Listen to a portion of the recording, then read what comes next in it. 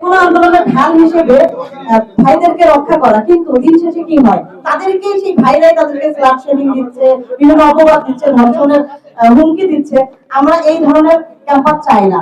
আমরা কোনো ধরনের মৌলবাদ, ধর্ষক, নিপীড়ক এই ধরনের হুমকির মুখে থাকতে চাই না।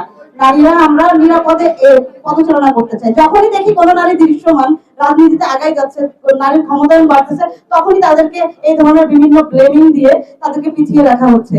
আর আমরা দেখতে পাই যে সেদিনও রাজশাহী ইউনিভার্সিটিতে প্রচারণার সময় নারী মানে ছাত্রদল মনোনীত প্যানেলকে শিবিরের শিক্ষার্থীরা তাদেরকে ধাক্কা দেখিয়ে করে। এই যে এই ধরনের বিভিন্ন ভাবে যে হেনস্থার শিকার হচ্ছে, আমরা মানে চাই না আর এই ধরনের ঘটনা ঘটুক।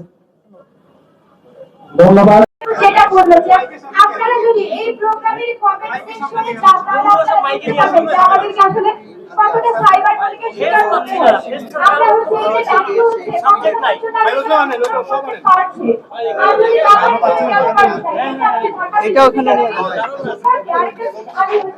আরেকটা শিক্ষার্থী এইভাবে প্রকাশ্যে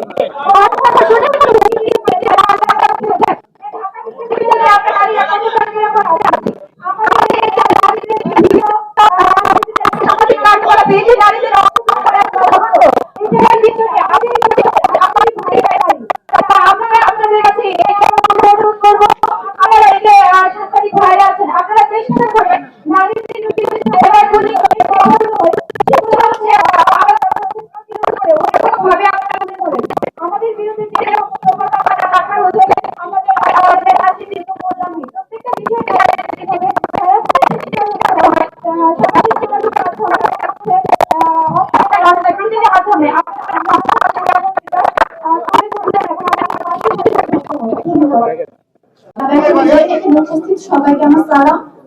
তো আমি প্রথমেই বলতে চাই, আমরা যারা মনোনয়নপত্র গ্রহণ করেছি, এই ডাকসু নিয়ে মনোনয়নপত্র গ্রহণ থেকে শুরু করে আজ অবধি আমরা কিন্তু প্রতিটা সময়ে মেয়েরা হেনস্থার শিকার। আপনারা যদি বঙ্গবন্ধু শেখ ফজিলাতুন্নেসা মুজিব হলের দিকে তাকান, সেখানে কিন্তু আমরা যখন মনোনয়নপত্র গ্রহণ করতে যাই সেখানেও কিন্তু একটা মবের সৃষ্টি হয়েছে। এবং আজকে একজন আপু আমার শামসুন্নাহর হলেরই, তো ফাহমিদা আপু যখন রিড করে তার ব্যাপারটা কিন্তু লিগ্যাল ছিল। তো এই লিগ্যাল দাবিটা নিয়েও একজন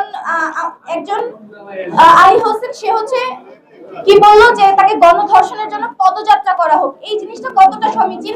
আরেকটা জিনিস আপনি দেখবেন, আমরা কিন্তু এই নারী বান্ধব ক্যাম্পাসের জন্য আজকে পদযাত্রা করেছি, কিন্তু এটা যদি সত্যি এবং শিবিরের যে মানুষজন আছে এই গোষ্ঠীটা বলছে আলী হোসেন তাদের শিবির কর্মী নয়, আমাদের কাছে খুবই যথেষ্ট প্রমাণ আছে। এটা শুধু ট্যাগিং এর জন্য নয়, যেভাবে বলে থাকে আমরা নাকি ট্যাগ দিয়ে ফেলি, এটা আমাদের কাছে প্রমাণ আছে। আর উনি যদি সত্যি শিবির কর্মী না হয়, তাহলে আজকে কেন ওনারা আরেকটা পদযাত্রা আমাদের সাথে করলো না? ওনাদের কেন কোনো পদক্ষেপ এখন আমরা দেখতে পেলাম না? যখন 5 আগস্টের আগে যখন আমাদের জুলাই আন্দোলন হয়, তখন কত শত নারী এই আন্দোলনে অংশগ্রহণ করেছে, কিন্তু এখন কেন কোনো নারী এই জিনিসগুলোতে আসে না? কেন পলিটিক্সকে তারা ভয় পায়? কেন দেশের জন্য তারা কাজ করতে ভয় পায়? কারণ হচ্ছে সাইবার বুলিং। এই সাইবার বুলিং এর জন্যই এখন আমি যদি কোনো একটা আপু বা আমার কোনো জুনিয়রকে বলি যে আপু আসেন আমরা দেশ সম্পর্কে সচেতন হই, আমরা বুঝি, আমাদের ক্যাম্পাসকে নিয়ে আমরা নিরাপদে একটা ক্যাম্পাস গড়ি সবাই মিলে, তারা বলে আপু আমরা যদি কোনোভাবে লাইমলাইটে যাই, আমরা যদি সামনে চলে যাই, আমাদের নামে অনেক কিছু আসে, আমাদের বাবা মায়ের এই জিনিসগুলো দেখে আমরা খুবই হেনস্থার শিকার হই।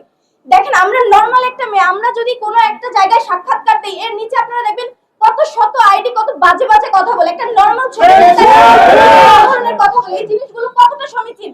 আবার শিবির বলে তারা নাকি নারী বান্ধব ক্যাম্পাস আমাদেরকে উপহার দিবে। আসলে কতটা সুন্দর নারী বান্ধব ক্যাম্পাস তারা উপহার দিবে, এটা আমরা কালকে দেখতে পেয়েছি।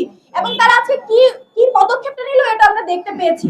তো আমরা চাই আমরা প্রত্যেকটা নারী যেমন জুলাই আন্দোলনে অনেক সুন্দরভাবে কাজ করেছি, আমরা দেশের জন্য কাজ করেছি, আমরা আমাদের ক্যাম্পাস ভালো রাখার জন্য কাজ করেছি, আমরা চাইবো প্রত্যেকটা নারী যেন আমাদের পাশে থাকে এবং প্রত্যেকের সচেতনতার সহিত ডাকসুতে কাকে ভোট দিলে আমাদের নারী বান্ধব ক্যাম্পাস আমরা পাবো, এই জিনিসটা যেন সবসময় খেয়াল রেখে তাদের ভোটের অধিকারটা তারা নিশ্চিত করে।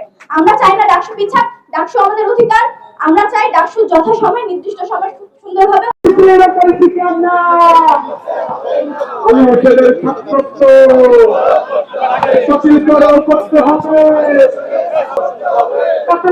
করতে হবে।